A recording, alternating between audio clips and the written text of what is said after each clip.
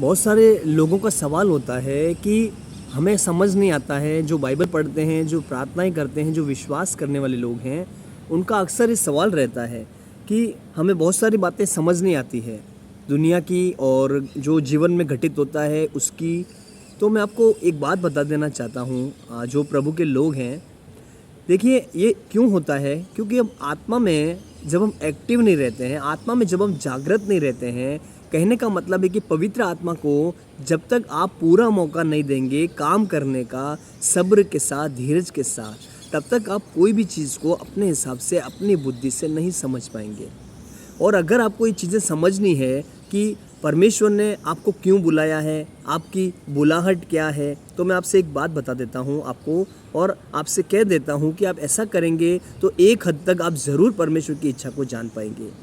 कुछ भी हो रहा है, सबसे पहले आप वहाँ से ध्यान हटाइए और परमेश्वर के वचन पे ध्यान लगाइए, प्रार्थना के साथ, और हो सके तो उपवास के साथ। उपवास और प्रार्थना करके आप परमेश्वर के साथ समय बिताएं और सारी चीज़ों को इग्नोर करें, अनदेखा करें, क्योंकि हमेशा हमारे प्रभु यीशु मसीह ने भी यही किया। व्यक्ति कुछ भी बोलता था, यीशु मसीह उसको नहीं सुनता था, इग्नोर करता था, सुनता था लेकिन कहने का मतलब उस पर ध्यान नहीं देता था, क्योंकि प्रभु अगर फालतू चीज़ों पे, फालतू लोगों की बातों पे ध्यान देता तो कभी भी परमेश्वर की बुलाहट को शायद पूरा नहीं कर पाता। इसलिए यीशु मसीह ने क्या किया, जब एक व्यक्ति आके बोलता है कि याईर की बेटी तो मर गई है, उसे दुख ना दे, प्रभु को दुख ना दे, आपको पता होगा, तो प्रभु उसकी बातों को इग्नोर करके, अनदेखा, अनसुना करके वहाँ पे गया और वो बेटी जिंदी हो गई। हालेलुया, वो लड़के को जिंदा किया। कहने का मतलब ये प्रियो, आपकी परिस्थिति अगर मरी हुई है तो उसको जीवित करने के लिए आपको परमेश्वर को मौका देना पड़ेगा।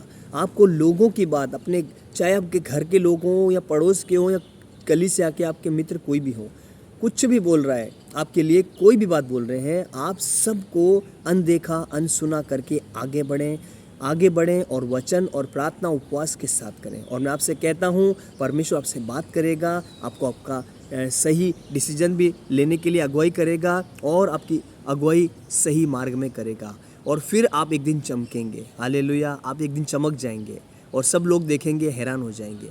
लेकिन आपको करना पड़ेगा, लोगों की और दुनिया की बातों को अनसुना, इग्नोर करना पड़ेगा। हालेलुया, प्रभु आशीष दे इस वचन से। यदि आपने कुछ सीखा है छोटे से संदेश से, तो प्लीज़ इसे शेयर कीजिए और कमेंट बॉक्स में ज़रूर से मुझे मैसेज कीजिए, ताकि मैं भी उत्साहित हूँ और मैं इसी तरह के छोटे छोटे संदेश और अपलोड कर सकूँ। हालेलुया, प्रभु आपको आशीष दे। God bless you all.